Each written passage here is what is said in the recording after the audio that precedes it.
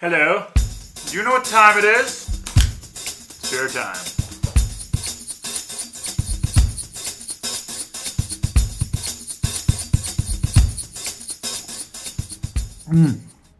Welcome to another special episode of #beertime with me, T-Bone Troy.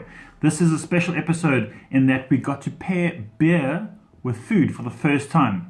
It was actually very interesting. I didn't expect much. I didn't think that the beer would have such an impact on food, or that food would have a big impact on the beer, but I was pleasantly surprised. We got to film this at Devil's Peak with JC, the head brewer. We really enjoyed this episode. Let me know what you think. If you'd like to see more food and beer pairings or experiments. Unfortunately, the sound was a bit of an issue. I mean, it is the Devil's Peak tap room and it's generally quite busy most of the times. So please bear with me as the show progresses. We'll work on our sound, I promise. But for now, just enjoy it. Warning, you will get hungry when you watch the show. Can't do anything about it. I'm sorry. Enjoy. Welcome to a bonus segment of #beertime. We're doing a food and beer pairing. And here comes our beer. Enjoy. Thanks, eh? So the point here is to pair a beer with the burger. We're going to see which beer suits with this cheeseburger. I don't suppose you can talk us through the cheeseburger. It's all made on site. Yeah, all made on site. The whole idea behind this cheeseburger is the patty's got to shine. Yeah. So we use about 4 different cuts of meat.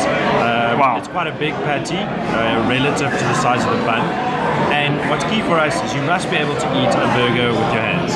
Okay. There's no knives and forks, shouldn't be involved unless you're one of those people that likes to cut it up.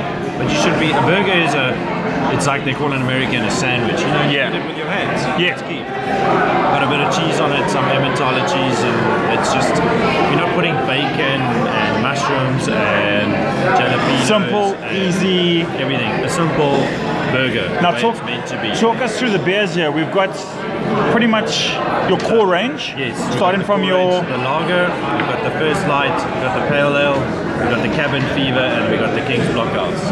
Okay, great. Where's your money on? What's your money on to pay well? The thing about a cheeseburger, it goes with almost any beer. Okay. That's the beauty of it's beer and a burger. You know, it rhymes. Should we have a sip of the beer first? I think so. Let's do this. Okay. Can I have the honors? Method. Okay, it's got some sweetness, bit of malt. It's a full malt lager. Now do we have some of the burger? Let's go. Okay. Yeah. Pick it up with your hands, take a bite.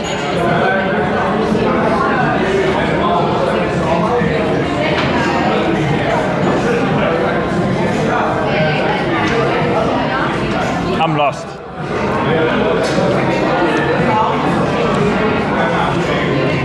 I'm trying to remember that sweetness. Yeah. Actually, I'm going to have a bit more now. The beer flavor is strong. I mean, the burger. Now that I try it, to actually get a bit more hops. Yeah. So that malt is subdued. Toned it down a lot. Yeah. Still delicious though. Okay, let's go on to the next one. This is your First Light. Would you say it's a bit more fruity? More hoppy? Definitely more sort of, not American hops actually, South African hops, but in that American style. Let's see what the...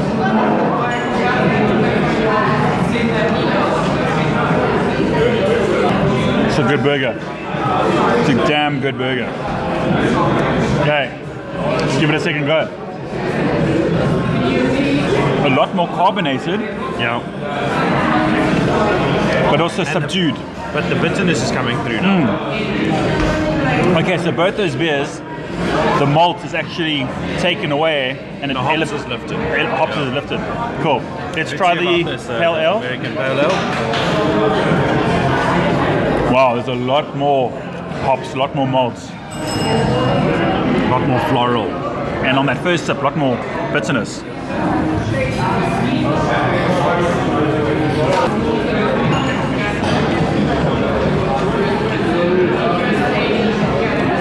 I actually think the malt is a bit taken back a bit by this burger. Yeah.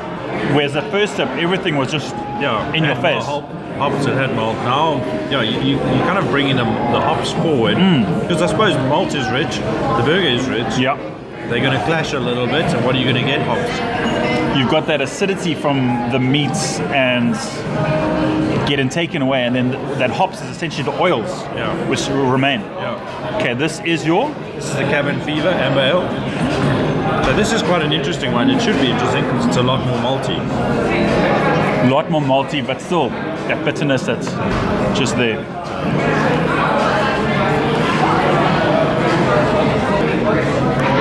You're not gonna like your burger. Your burger's not good. You just leave your burger. You should probably eat it.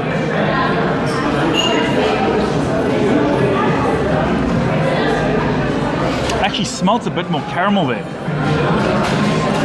This one's different to the others. The bitterness is coming. The hop character is not necessarily on the nose or on the palate. Yeah. But there's a little bit more of a maltiness coming. So that one is actually the opposite of all these other three, and that the malt is actually a little peaked up. Okay, so this is your IPA, your signature beer. Okay, a lot of hops, overwhelming hops, a lot of bitterness, American a lot of fruit. Let's see what it's like. This is the only beer that's changed the burger for me. It's funny you say that. It's brought out some of the charry. The meat does taste very different. Charry flavor of the meat. That is amazing. I'm gonna have some more. It's definitely changed the meat. You're right. That is the whole meat complex. Like everything. The grilled characteristic. It's like we're using a totally different burger. Yeah. And you're right. It is like you can taste the grid of where the burger was cooked, and that's it's weird. So would we say that a winner would be maybe the IPA in terms of changing changing the characteristic of your patty?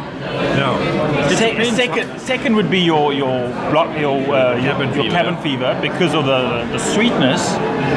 But hands down, it would be your IPA. It just depends what you want. If you want your beer to be changed into a certain character based on what we've seen there, then that's for you. But I like it. I agree with you. That has changed the burger positively, and the beer is big enough to stand up to the burger. So, a rich food source pairs well with your IPA, and that they just work together. They change the characteristics. I'm really impressed with that. I'm going to have a little bit more.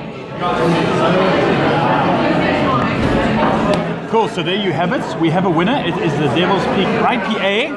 The other beers were pretty good as well, but it's the characteristic of the hop and the lupulin and the oils that come through that really change the flavor of the patty. Thank you, JC. I've had a lot of fun. Me too. I'm going to come back. I hope you don't mind. And thank you for everything for #beertime. Pleasure, man. Thank you. Thank you for watching. See you guys soon. Cheers. Oh, hey, one last thing.